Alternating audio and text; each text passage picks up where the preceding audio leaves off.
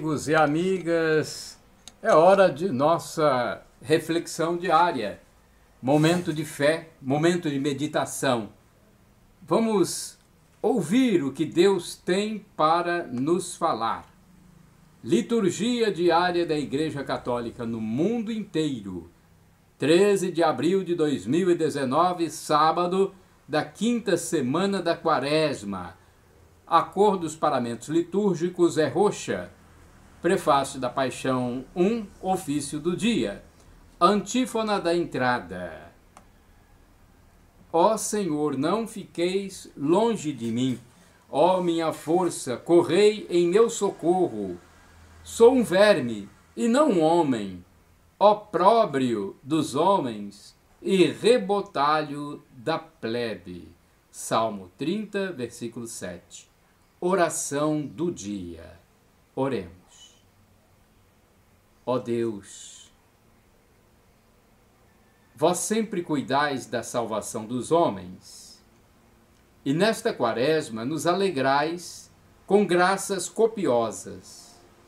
Considerai com bondade aqueles que escolhestes, para que a vossa proteção paterna acompanhe os que se preparam para o batismo e guarde os que já foram batizados.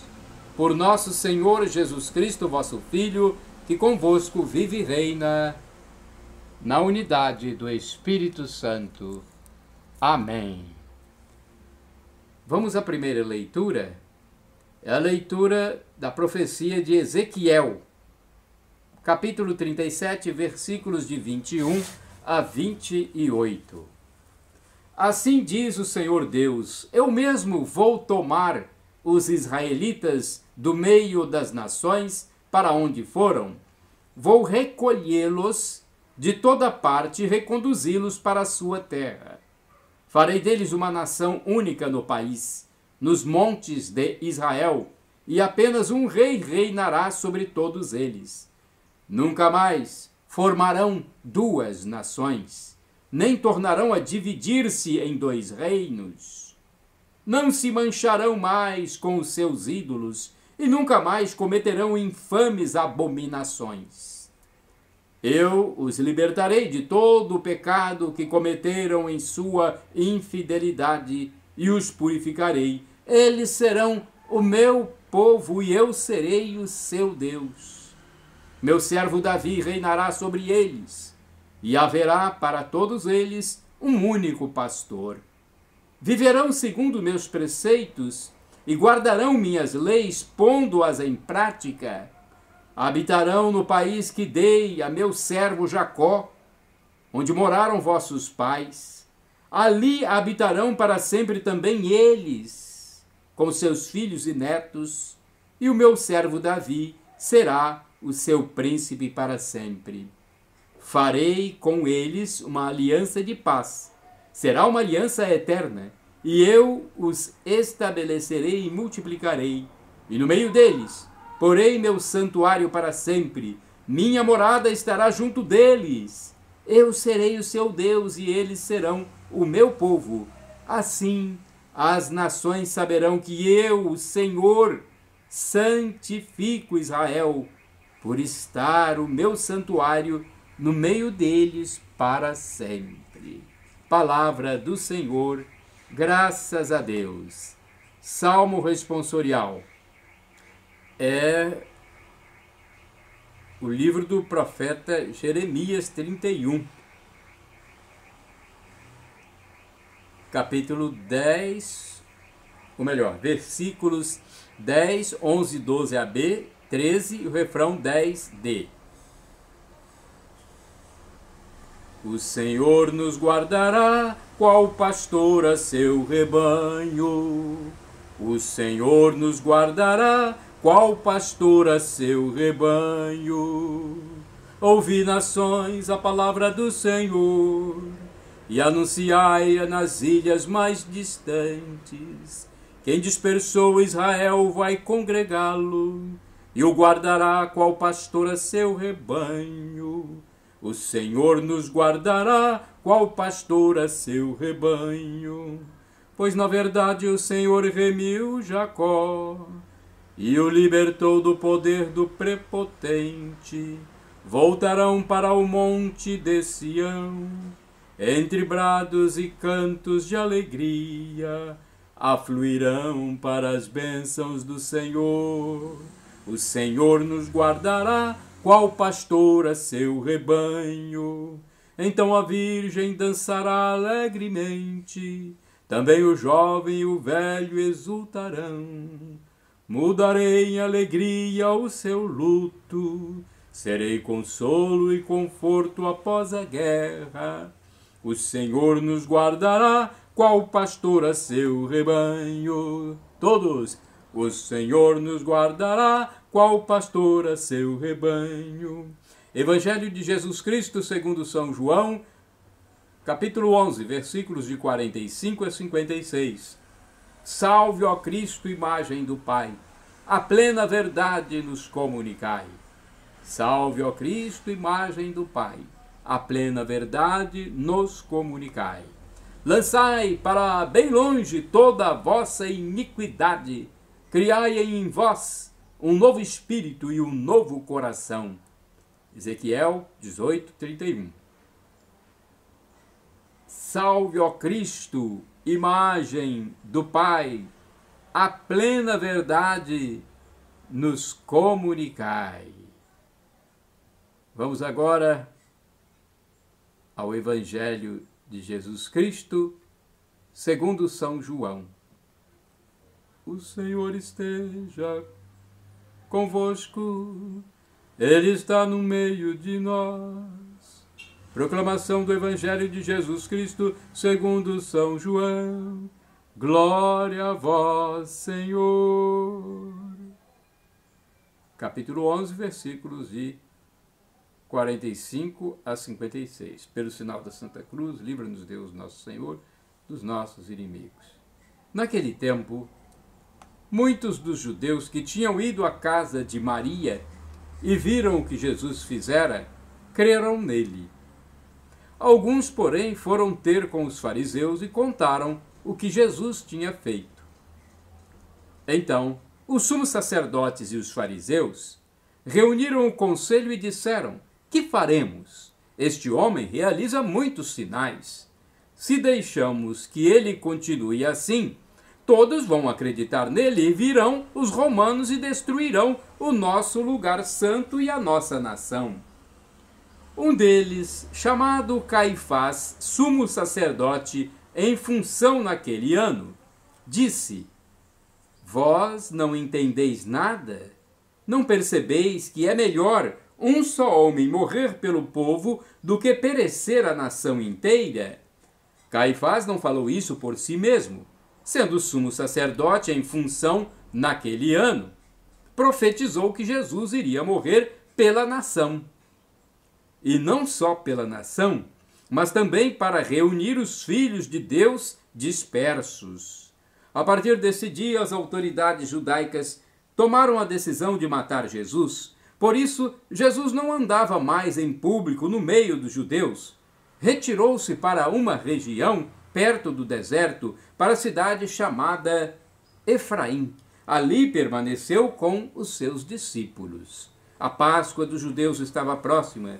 Muita gente do campo tinha subido a Jerusalém para se purificar antes da Páscoa. Procuravam Jesus e, ao reunirem-se no templo, comentavam entre si: que vos parece? Será que ele não vem para a festa?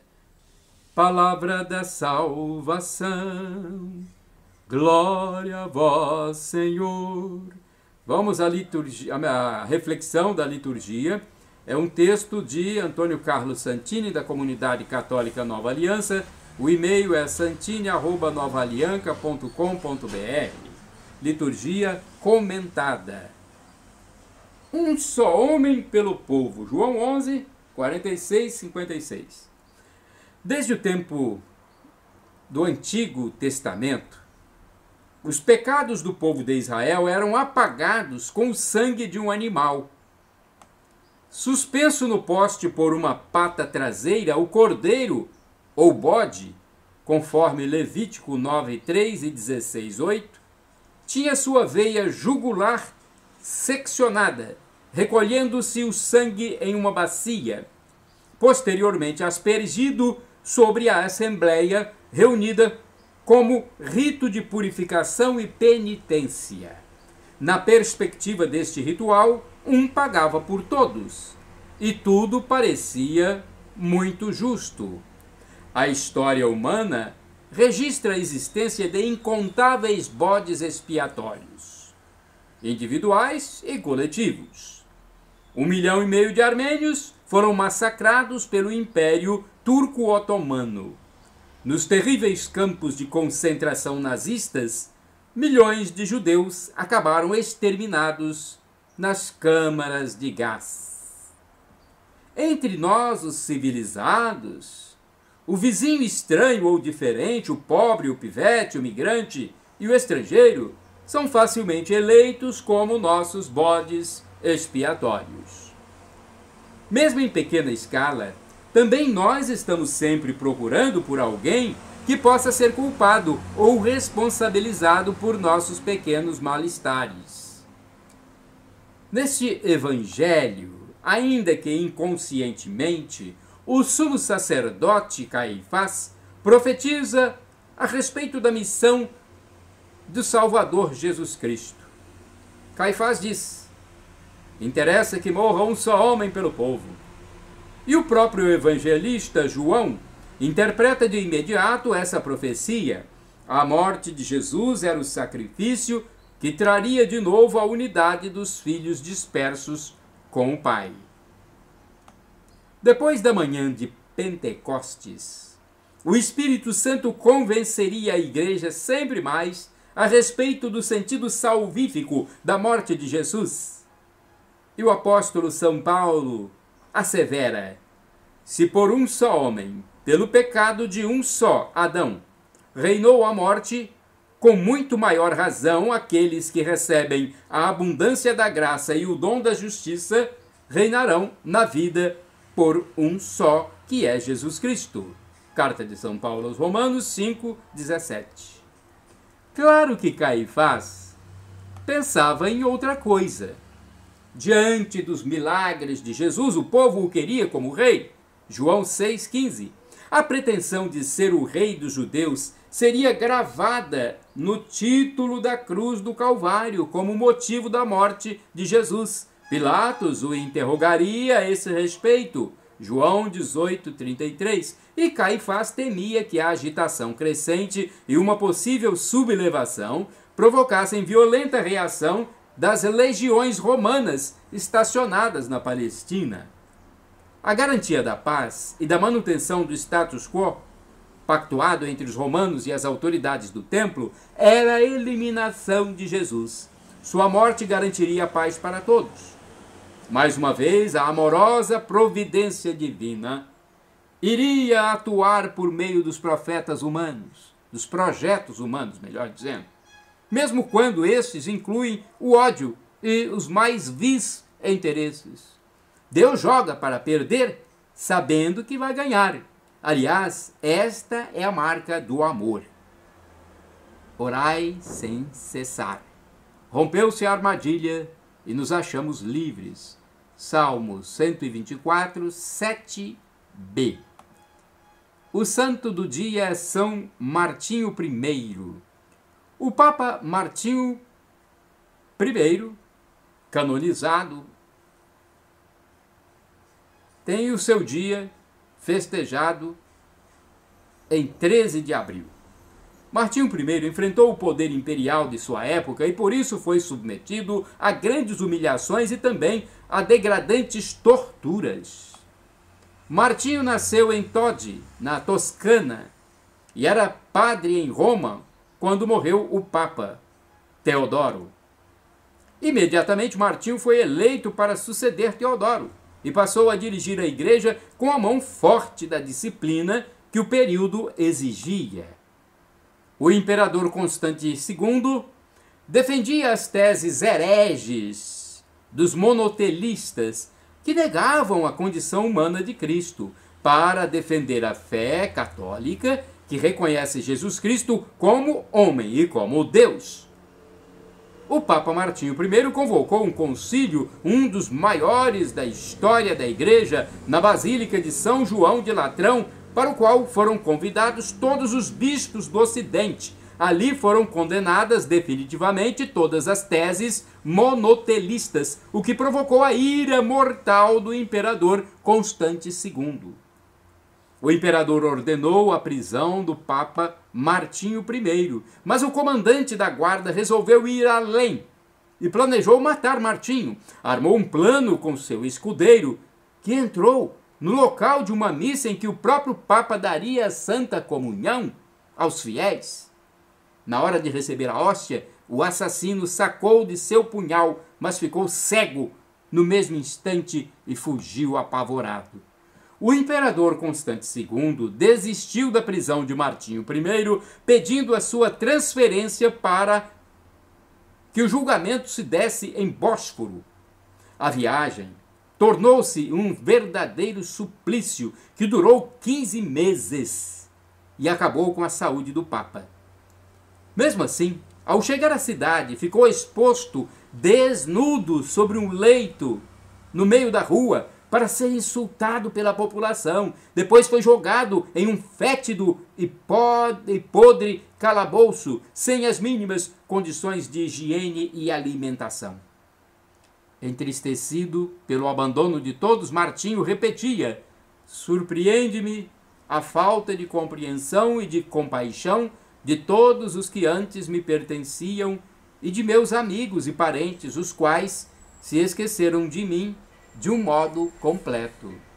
O Papa Martinho I foi condenado ao exílio na Crimeia, sul da Rússia. Ele acabou morrendo de fome 4 meses depois. Foi o último Papa a ser martirizado. Esse texto é do padre Evaldo César de Souza, missionário redentorista, para o site A12 da Rede Aparecida de Comunicação. Deixou para nós também uma reflexão e uma oração. Reflexão. Quanto sofrimento suporta o coração humano? É uma pergunta. Quanto sofrimento suporta o coração humano? Ouvindo a história de São Martinho I, nós nos deparamos com uma força misteriosa que sustenta a vida humana mesmo diante dos mais horríveis sofrimentos. Essa força, para nós que cremos, é a presença da Trindade Santa em nossas vidas. Peçamos então ao bom Deus do céu que nos conceda a graça do Espírito Santo para suportar todos os sofrimentos da vida, sempre unidos ao Cristo. Oremos. Deus, Pai de bondade, que concede aos homens e às mulheres a força necessária para enfrentar as dificuldades do cotidiano, dai-nos pela intercessão de São Martinho I a confiança absoluta na vossa presença ao nosso lado. Por Cristo, nosso Senhor. Amém. Portanto, história de São Martinho I. Que história, hein? Ele foi mártir. O último Papa mártir. É para você do blog repórterpaulomaciel.blogspot.com, facebook.com/Paulo Maciel da Rádio, canal no YouTube Paulo Roberto Maciel. Shalom Adonai, a paz do Senhor Jesus. Maranatá, vem Senhor.